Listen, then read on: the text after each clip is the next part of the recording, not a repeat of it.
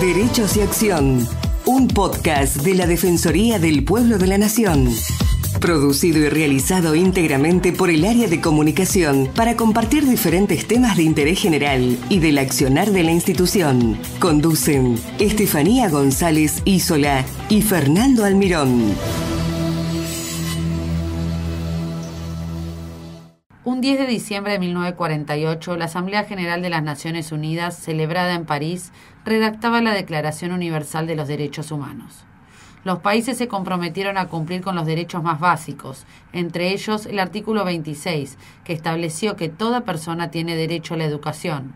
Llevó implícita la idea de que saber leer y escribir es una de las necesidades más elementales de los seres humanos. Sin embargo, Beatriz Duke, que trabaja en barrios y escuelas de contexto de pobreza desde hace 30 años y desde hace casi 15, le sumó a ese trabajo territorial la investigación como científica del CONICET, sabe que, 70 años después de aquella declaración, ese derecho está lejos de cumplirse. Por eso, sigue trabajando incansablemente para mejorar la educación de niños y niñas. Hoy tenemos comunicación telefónica con Beatriz Duke, que es licenciada en Ciencias de la Educación, doctora en Psicología y autora del libro Enseñar a leer y escribir.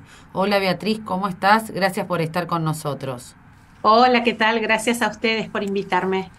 Beatriz, bueno, vamos a charlar un poco sobre diversos temas que tienen que ver con esto de leer y escribir, ¿no? Y muchas veces los problemas o dificultades que pueden tener los chicos para eso. Y para comenzar, y como sé que has investigado mucho y has hablado mucho sobre el tema, queremos que les cuentes a los oyentes qué es la dislexia. A ver, la dislexia es una dificultad específica para aprender a leer y escribir. Hay dislexia adquirida también. Una persona mayor que ya sabe leer puede, por ejemplo, por un accidente cerebrovascular, volverse a tener esta dificultad. Pero cuando hablamos de los niños, las niñas y su aprendizaje, la dislexia es una dificultad específica que tiene un origen neurológico y se cree incluso que es genético, que hace que a estos chicos y chicas les resulte muy difícil aprender a leer y escribir. Por supuesto, no imposible de ninguna manera. Los niños y las niñas con dislexia aprenden a leer y escribir. A veces les pasa que, a pesar del esfuerzo, leen un poco más lento de lo que sería deseable, porque sabemos que, bueno, si uno lee muy despacio, a veces la comprensión sufre, pero pueden aprender a leer y escribir, especialmente si reciben el apoyo que necesitan. Perfecto, Beatriz. ¿Y la dislexia es una discapacidad? Es una condición cuyo efecto solamente se produce en relación al aprendizaje de la lectura y la escritura. En tiempos en que la lectura y la escritura no eran tan relevantes en la sociedad, nadie se enteraba de que una persona tenía dislexia, y hay muchos investigadores, especialmente Marianne Wolf, que es una investigadora que es muy interesante porque es una persona de primera línea en el campo de la investigación mundial en estos temas, pero además es mamá de un chico con dislexia. Ella dice que el cerebro disléxico es básicamente distinto del cerebro de las personas que no tenemos dislexia, y que es un cerebro que tiene muchísimas virtudes en otras áreas, pero tiene la dificultad con la lectura. Ella dice, no existirían las pirámides si no hubiera cerebros disléxicos entre los humanos. Es decir, ¿por qué? Digamos, hay una teoría de que las personas con dislexia suelen tener un desarrollo espacial más potente que los que no lo tenemos, y entonces ella dice, seguramente la persona que en aquellos tiempos inventó las pirámides debía ser disléxico. Qué buena teoría. No la sabía. Es genial, sí. Y de hecho la lista de personas extremadamente creativas, especialmente en el campo audiovisual, que tenían dislexia es enorme. Esto obviamente no es una evidencia científica, pero es una sugerencia. Entonces, la persona que tiene dislexia tiene dificultades en algunos campos, pero muchos también tienen virtudes en otros campos, ¿no? Pasa también esto también pasa muchas veces con las personas que tienen síndrome de atención, ¿no? O algo así, que muchas veces es decir, son genios que en realidad por eso también les cuesta mucho concentrarse y esas cosas, ¿no? Pasa en general. ¿Y cómo se puede dar cuenta un padre o también me imagino que los docentes, ¿no? Cuando un chico sufre de dislexia, ¿cuáles son los principales síntomas o problemas que presenta? Básicamente, si estamos hablando de una situación donde los chicos tienen buenas condiciones de escolarización, se está enseñando de la manera correcta, es decir, si tiene una enseñanza sistemática, planificada, y organizada de la lectura y la escritura, una enseñanza que garantiza que los compañeritos avancen, y este nene o esta nena se están quedando atrás, ya en primer grado hay que encender las alertas. Básicamente, ¿por qué? Básicamente porque hay que evitarle a los chicos y las chicas el sufrimiento de no saber qué les pasa. Cuando los compañeritos aprenden y esa nena no aprende y no puede y se esfuerza y no puede, lo peor que le podemos hacer es empezar a decirle: vos no pones esfuerzo, vos no prestás atención, vos no tenés la dedicación necesaria, porque eso la daña en su autoestima, cuando tal vez la nena tenga un obstáculo real para aprender a leer y escribir. Entonces es muy importante estar atento a estos chicos que se van quedando atrás, y a menos que haya otra explicación muy evidente, es decir, que haya alguna discapacidad, o que claramente sea una nena o un nene que están muy desatentos en el aula, o que haya alguna razón para pensar que es otro factor, lo antes posible hay que indagar por la dislexia. Y una de las maneras, además, es averiguar la historia familiar, porque muchas veces cuando un nene tiene dislexia, en la familia suele haber alguien no tan lejano a quien le costó muchísimo aprender a leer y escribir. Capaz que nunca tuvo un diagnóstico. Claro, porque no existía quizás el diagnóstico, como decías vos, ¿no? Antes no existía. Exactamente, durante muchos años se dijo que la dislexia no existía. Y que se tendía a confundir a la gente que no sabía leer y escribir porque no eran inteligentes o porque tenía algún problema, algún retraso mental sería, ¿no? Exactamente, o no ponían voluntad. Uh-huh. Y la verdad es que eso hace mucho daño. El diagnóstico es mucho más sano, más saludable que la sospecha. Entonces es importante, y ahí recurrir a psicopedagogas, a fonoaudiólogas, a personas especializadas, que son las que están preparadas para tener estrategias para hacer un diagnóstico diferencial, ¿no? Y saber si realmente es otra cosa o de verdad hay una dislexia. Y Beatriz, ¿cuál es el modelo de tratamiento que se puede aplicar en el mundo en estos casos? A ver, estos chicos y chicas necesitan una atención más personalizada, pero además necesitan psicopedagogas que estén actualizadas con lo que hoy se llama la evidencia científica, porque hay mucha evidencia científica respecto de qué maneras de enseñarles a estos chicos son mejores que otras. Y entonces se necesita una enseñanza muy sistemática, muy planificada, que haga mucho foco en el aprendizaje de las letras, de sus correspondencias, en el análisis de los sonidos de las palabras, como primera medida, porque muchos chicos con esas estrategias avanzan mucho. ¿Y las escuelas argentinas aplican una enseñanza sistemática organizada y un trabajo fuerte en el análisis fonológico? En general no, y yo creo que si bien no es la única variable, esta es una de las razones por las cuales tenemos tan malos rendimientos, tan bajos aprendizajes en el proceso de alfabetización en nuestro país. Porque estamos enseñando de una manera que en el mundo se ha demostrado que no es la más deseable, que no es la que genera mayores aprendizajes, y que además para los niños que tienen como menor cercanía a la lectura y la escritura, ya sea porque vienen de contextos sociales donde han tenido menos oportunidades previas o porque tienen una dificultad, a esos chicos y a esas chicas la falta de una enseñanza sistemática les hace un daño enorme y pasan años sin aprender cuando podrían perfectamente ya estar leyendo y escribiendo. ¿El uso de tecnología ayuda a las personas con dislexia? Depende de qué tecnología.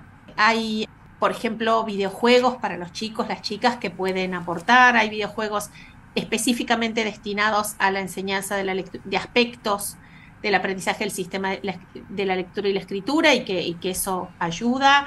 Hay videojuegos que promueven aspectos vinculados con la atención. Es decir, hay recursos, hay que mirarlos atentamente, hay que revisarlos, hay que elegirlos cuidadosamente, pero hay recursos que pueden facilitarse. ¿Y hay discriminación en los chicos que tienen dislexia dentro de los propios compañeros, dentro de sus amigos? Es decir, ¿es algo que también se sufre mucho en eso? En general es peor no saber qué pasa que sí saber. Porque no es que haya una discriminación hacia el chico con dislexia. Pero si no se sabe que tiene dislexia y entonces no se lo apoya porque tiene una dificultad, a veces lo que le pasa es que hay un malestar que no se entiende. ¿Qué pasa? Es burro. Sí, claro. ¿No? Para decirlo. Sí. Bueno, eso sí es terrible y hace daño, pero eso se resuelve con el diagnóstico. No es burro, aunque eso es algo que no se le puede decir a nadie, pero en la práctica sucede. Es decir, y eso hay que tratarlo respecto de cualquier persona. Pero para el propio chico, la propia chica, saber que no es que no me esfuerzo, no es que soy vaga, es que tengo una condición que hace que para mí sea mucho más desafiante que para los demás.